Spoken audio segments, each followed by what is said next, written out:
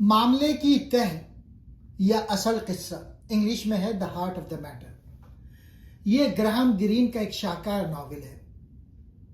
یہ کہانی اخلاقیات، مذہب اور انسانی ہمدردی کے درمیان ہونے والی کشمکش کی عکاسی ہے.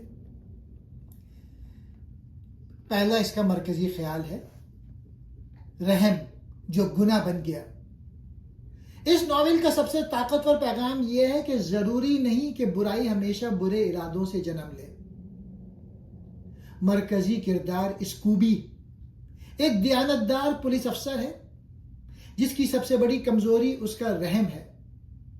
وہ دوسروں کو دکھ میں نہیں دیکھ سکتا، لیکن یہی خوبی اس کے لیے جال بن جاتی ہے.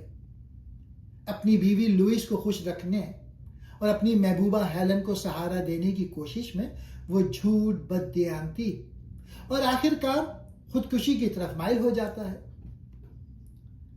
وفاداری اور اخلاقی گراوٹ. اسکوبی ایک کیتھولک عیسائی ہے اور اس کے لیے مذہب کے قوانین اٹل ہیں، لیکن جب اسے اپنی بیوی کی خوشی اور مذہبی اصولوں میں سے ایک کا انتخاب کرنا پڑتا ہے تو وہ اپنی روح کی قربانی دے دیتا ہے. ناجائز تعلقات. وہ اپنی بیوی سے محبت نہیں کرتا لیکن اسے خوش رکھنے کی ذمہ داری محسوس کرتا ہے. اسی دوران اسے ایک یتیم لڑکی ہیلن سے ہمدردی ہو جاتی ہے جو محبت میں بدل جاتی ہے. پھر رشوت. ایک ایماندار افسر ہونے کے باوجود وہ اپنی بیوی کو چھٹیوں پر بھیجنے کے لیے ایک مشکوک تاجر یوسف سے قرض لیتا ہے جو اس کی اخلاقی موت کا آغاز ہے. مذہب اور خدا کا تصور. مصنف نے اس ناول میں یہ سوال اٹھایا ہے کہ کیا خدا ایک ایسے شخص کو معاف کر سکتا ہے جس نے دوسروں کی خاطر گناہ کیا ہو. اسکوبی کا خیال ہے کہ اگر وہ جہنم میں جائے گا تو کم از کم اس کی وجہ سے دوسرے لوگ لوئس اور ہیلن سکون میں رہیں گے. یہ اس کی مقدس قربانی ہے، لیکن مذہب کی نظر میں یہ سنگین گناہ ہے. ناول کا اختتام ہمیں یہ سوچنے پہ مجبور کرتا ہے کہ انسان کی نیت اور خدا کی رحمت کے درمیان کیا رشتہ ہے. تنہائی اور مغربی افریقہ کا ماحول. ناول کا پس منظر دوسری جنگ عظیم کے دوران افریقہ کا ہے. وہاں کی شدید گرمی، نمی اور گندگی کرداروں کی اندرونی بے چینی اور اخلاق کو ظاہر کرتی ہے. اسکوبی اس ماحول میں خود کو قید محسوس کرتا ہے. کامیابی ایک ایسی چیز ہے جسے انسان کو اپنے دوستوں سے چھپانا پڑتا ہے، لیکن ناکامی میں انسان خود کو محفوظ محسوس کرتا ہے. اس ناول کا نچوڑ پہلا ہے ہمدردی کا خطرہ. ضرورت سے زیادہ ہمدردی انسان کو اندھا کر دیتی ہے، جس سے وہ صحیح اور غلط کی تمیز کھو دیتا ہے. انسانی کمزوری. کوئی بھی انسان مکمل طور پہ نیک نہیں ہوتا. حالات اسے ایسے موڑ پہ لا کھڑے کرتے ہیں جہاں نیکی اور بدی کی سرحدیں مٹ جاتی ہیں. تیسرا، ناکامی کی خوبصورتی. مصنف یہ بتاتے ہیں کہ ایک ناکام انسان دنیا کی نظر میں اپنی روح کے اندر شاید ایک کامیاب انسان سے زیادہ سچا ہو. اب میں اس ناول کا پلاٹ بتاتا ہوں. کہانی کا آغاز مغربی افریقہ کے ایک برطانوی نو آبادیاتی شہر میں ہوتا ہے جہاں دوسرے جنگ عظیم کا دور ہے. مرکزی کردار اسکوبی ایک پولیس افسر ہے جو اپنی حد درجہ دیانتداری اور انصاف پسندی کے لیے مشہور ہے. وہ ایک کیتھولک عیسائی ہے اور اپنی ذمہ داریوں کو بہت سنجیدگی سے لیتا ہے. اسکوبی کی زندگی میں دو بڑے مسائل ہیں. ایک اس کی بیوی لوئس جو ایک حساس اور ادبی ذوق رکھنے والی خاتون ہے اور اس ماحول میں خود کو تنہا محسوس کرتی ہیں. دوسرا مسئلہ اسکوبی کی اپنی فطرت ہے جسے مصنف رحم یا پٹی کا نام دیتا ہے. اسکوبی دوسروں کو تکلیف میں نہیں دیکھ سکتا اور یہی صفت اس کی تباہی کا باعث بنتی ہے. ذمہ داری کا بوجھ اور پہلا گناہ. اس کی بیوی لوئس اس شہر سے تنگ آ چکی ہے اور وہ جنوبی افریقہ جانا چاہتی ہے تاکہ وہاں سکون سے رہ سکے. اسکوبی کے پاس اتنے پیسے نہیں ہیں کہ وہ اسے بھیج سکے. اپنی بیوی کو خوش کرنے کی خاطر وہ اپنی پوری زندگی کے اصول پسندی کو داؤ پہ لگا دیتا ہے اور ایک مقامی شامی تاجر یوسف سے قرض لے لیتا ہے۔ یوسف ایک مشکوک کردار ہے جس پر ہیروں کی اسمگلنگ کا شبہ ہے۔ یہ قرض اسکوبی کی اخلاقی گراوٹ کا پہلا قدم ہے۔ وہ جس قانون کی حفاظت کرتا تھا اب اسی قانون کو توڑنے والے کا مقروض ہو چکا ہے۔ اس کی بیوی لوئس چلی جاتی ہے اور اسکوبی کو لگتا ہے کہ اس نے اپنی ذمہ داری پوری کر دی، لیکن وہ یہ نہیں جانتا کہ یہ صرف آغاز ہے۔ ہیلن کا داخلہ اور محبت کی کشمکش۔ اس کی بیوی لوئس کی غیر موجودگی میں ایک بحری جہاز ڈوبنے کے نتیجے میں کچھ بچ جانے والے لوگ شہر لائے جاتے ہیں۔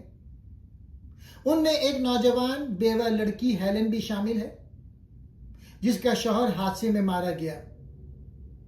اسکوبی کو ہیلن کی بے بسی دیکھ کر اس پہ ترس آتا ہے۔ یہ ترس آہستہ آہستہ محبت میں بدل جاتا ہے۔ اسکوبی ہیلن کے ساتھ ایک ناجائز تعلق میں بن جاتا ہے۔ یہاں سے اس کی روحانی اذیت شروع ہوتی ہے۔ وہ ایک طرف اپنی بیوی سے وفاداری کا پابند ہے اور دوسری طرف اسے لگتا ہے کہ اگر اس نے ہیلن کو چھوڑ دیا تو وہ ٹوٹ جائے گی۔ وہ خدا، اپنی بیوی اور اپنی محبوبہ تینوں کے درمیان پس کر رہ جاتا ہے۔ مذہبی بحران اور جھوٹ کا جال۔ ناول کا سب سے دردناک حصہ وہ ہے جب اس کی بیوی لوئس اچانک واپس آ جاتی ہے۔ وہ اسکوبی کو مجبور کرتی ہے کہ وہ اس کے ساتھ کمیونن عیسائی مذہبی رسم میں حصہ لے۔ اسکوبی جانتا ہے کہ اس نے گناہ کیا ہے اور جب تک وہ توبہ نہ کرے اس رسم میں شریک ہونا اس کے مذہب میں روحانی موت کے برابر ہے۔ لیکن وہ اپنی بیوی کو یہ نہیں بتا سکتا کہ وہ گناہ گار ہے کیونکہ اسے ڈر ہے کہ اس کی بیوی لوئس کو دکھ پہنچے گا۔ وہ جھوٹ بول کر مقدس رسم ادا کرتا ہے جو اس کے ضمیر پر ایک پہاڑ بن جاتا ہے۔ اسے محسوس ہوتا ہے کہ اس نے اپنی نجات کے تمام راستے بند کر لیے ہیں اور وہ اب ہمیشہ کے لیے جہنم کا حقدار بن چکا ہے۔ آخری حصہ، اختتام اور خودکشی کا فیصلہ۔ اسکوبی اس نتیجے پر پہنچتا ہے کہ جب تک وہ زندہ ہے وہ لوئس اور ہیلن دونوں کو دکھ دیتا رہے گا۔ وہ اپنی موت کو ایک حادثے کی شکل دینے کا منصوبہ بناتا ہے تاکہ اس کی بیوی کو انشورنس کے پیسے مل جائیں اور وہ سکون سے زندگی گزار سکے۔ وہ دل کی بیماری کا ڈرامہ رچاتا ہے اور آخرکار زہر کھا لیتا ہے۔ ناول کا اختتام ایک گہرے سوال پہ ہوتا ہے۔ اس کی بیوی لوئس کو اس کے تعلقات کا علم ہو جاتا ہے اور وہ ایک پادری سے کہتی ہے کہ اسکوبی ایک گناہ گار تھا جس نے خودکشی کی اور اسے معافی نہیں ملے گی۔ لیکن پادری جواب دیتا ہے کہ خدا کے رحم و کرم کی حدوں کو کوئی نہیں جانتا۔ یہ کہانی ہمیں سکھاتی ہے کہ نیکی کا انجام ہمیشہ اچھا نہیں ہوتا۔ اسکوبی کی بربادی اس کی رحم دلی کی وجہ سے ہوئی جو کہ ایک اچھی صفت سمجھی جاتی ہے۔ انسانی تنہائی۔ انسان اپنی زندگی کے بڑے فیصلے اکیلے کرتا ہے اور اپنے دکھ کسی کے ساتھ بانٹ نہیں سکتا۔ مذہب بمقابلہ انسانیت۔ بعض اوقات مذہبی قوانین اور انسانی جذبات کے درمیان ایسی جنگ چھڑ جاتی ہے جہاں سے واپسی کا راستہ نہیں ملتا۔ اسلامی لحاظ سے نیت کا مسئلہ۔ اسلام میں عمل کا دار و مدار نیتوں پہ ہے۔ اسکوبی کا ہر غلط کام، جھوٹ، رشوت، زنا بظاہر دوسروں کو دکھ سے بچانے کے لیے تھا۔ اسلام میں نیت کی اہمیت موجود ہے لیکن مقصد وسیلے کا جواز نہیں بن سکتا۔ اسکوبی کا ارادہ اپنی بیوی کو خوش رکھنے کا تھا لیکن اس کے لیے حرام راستہ، قرض اور جھوٹ اختیار کرنا اسلامی اصول کے منافی ہے۔ ایک مسلمان کے لیے لازم ہے کہ مقصد بھی نیک ہو اور اس تک پہنچنے کا راستہ بھی جائز ہو۔ رحم بمقابلہ عدل۔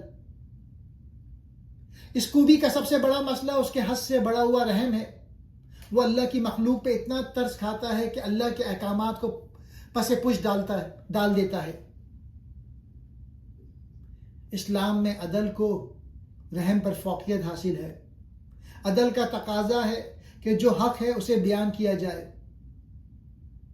اس خوبی کا رحم دراصل اس کا تکبر بن جاتا ہے۔ وہ سمجھنے لگتا ہے کہ وہ اکیلا ہی سب کی خوشیوں کا ضامن ہے۔ اسلام سکھاتا ہے کہ انسان صرف کوشش کر سکتا ہے، کسی کو خوشی یا غم دینا اللہ کے ہاتھ میں ہے۔ توبہ اور مایوسی۔ ناول کے آخر میں اسکوبی مایوسی کا شکار ہو جاتا ہے۔ اسے لگتا ہے کہ اس نے اتنے گناہ کر لیے ہیں کہ اب واپسی کا کوئی راستہ نہیں۔ قرآن مجید میں ارشاد ہے، اللہ کی رحمت سے مایوس نہ ہو۔ اس خوبی کا یہ سوچنا کہ اس کا گناہ اللہ کی مغفرت سے بڑا ہے، اسلامی نقطہ نظر سے ایک سنگین غلطی ہے۔ اسلام میں توبہ کا دروازہ موت کی ہچکی تک کھلا رہتا ہے۔ اس خوبی کا کردار یہ بھول جاتا ہے کہ اللہ رحمان اور رحیم ہے۔ خودکشی۔ اس خوبی اپنی زندگی کا خاتمہ خودکشی پہ کرتا ہے تاکہ دوسروں کے مسائل حل ہو سکیں۔ اسلام میں انسانی جان اللہ کی امانت ہے اور خودکشی حرام ہے۔ اس خوبی کا خودکشی کو قربانی سمجھنا ایک وہمہ ہے۔ اسلام کے مطابق مشکلات پر صبر کرنا اور اللہ سے رجوع کرنا ہی اصل آزمائش ہے۔ اپنی جان لے کر دوسروں کے لیے آسانی پیدا کرنا کوئی شرعی یا اخلاقی نیکی نہیں، بلکہ بزدلی اور اللہ کے فیصلے پہ عدم اعتماد ہے۔ سماجی ذمہ داری اور حقوق العباد۔ اس کو بھی اپنی بیوی کے حقوق ادا کرنے کی فکر میں ہے، لیکن وہ اس چکر میں حقوق اللہ پامال کرتا ہے۔ اسلام حقوق اللہ اور حقوق العباد کے درمیان توازن کا نام ہے۔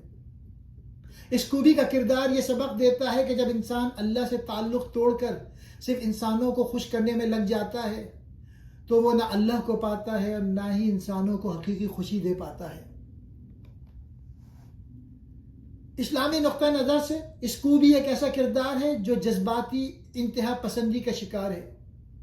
وہ نیکی کرنا چاہتا ہے لیکن اس کا راستہ غلط ہے۔